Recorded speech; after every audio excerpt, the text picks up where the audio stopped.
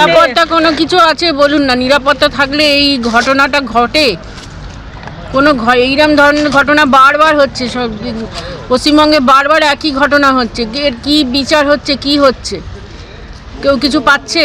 কিছু পাচ্ছে না। আছে তো সবাইকারই গাফিলতি আছে। এরকম রাত দুপুরে এরকম হয় কি করে? সেখানে নিশ্চয়ই পুলিশের কোনো ছিল না। এখনো পর্যন্ত পুলিশ তো কাউকেই অ্যারেস্ট করতে পারেনি। একজনকে বলছে অ্যারেস্ট করেছে, তাও সন্দেহ বসে।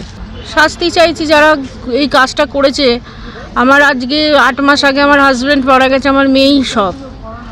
হ্যাঁ, যাদের জন্য আমার মেয়ের আজকে এরম অবস্থা হলো, আমাদের আজকে এরম অবস্থা হলো, তাদেরকে শাস্তি চাইছি। আর কি চাইবো? আমাদের আর কি চাওয়ার আছে বলুন? একটা গাড়ি, কোথায় মোবাইল পুলিশের ভ্যান, কোথায় পুলিশের নজরদারি?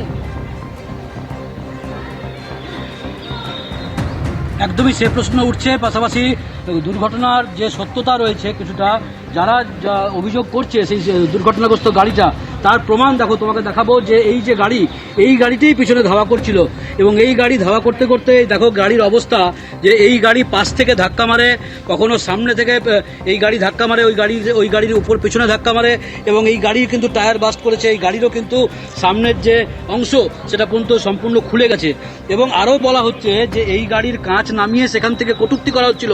তোমাকে দেখাবো যে দুটি সামনের যে কাঁচ, সে দুটি কাঁচই কিন্তু নামানো রয়েছে।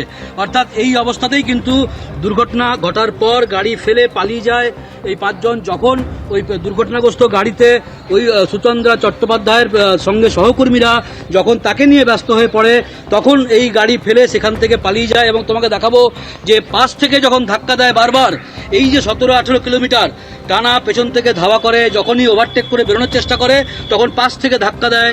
এই যে দেখো পাশে কি অবস্থা, গাড়িটির পুরো দুমড়ে তুবড়ে গেছে এবং এই যে অবস্থা দেখতে পাচ্ছ। এবং পাশাপাশি তোমাকে বাইরে থেকেই দেখাবো যে গাড়ির ভেতরে কিন্তু প্রত্যেকটা সিটের পাশে গ্লাস রয়েছে।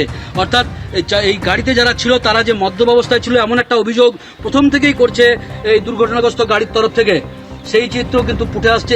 এই যে গাড়ির যারা ছিল তাদের যে দেখা যাচ্ছে যে প্রত্যেকটা গাড়ির ভেতরে কিন্তু গ্লাস রয়েছে। কিন্তু এই ঘটনায় এখনো পর্যন্ত এই 5 জন, বাবলু যাদব এবং সে কি নিজে গাড়ি চালাচ্ছিল না সে কি পিছনে বসেছিল না এই যে 5 জন ছিল তারা কি তার বন্ধু, গোটা বিষয়টি তদন্ত করে দেখছে আসানসোল দুর্গাপুর কমিশনারেটের পুলিশ, এসিপি, ডিসি এবং 2 থানার ওসি।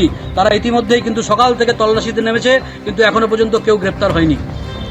ধন্যবাদ।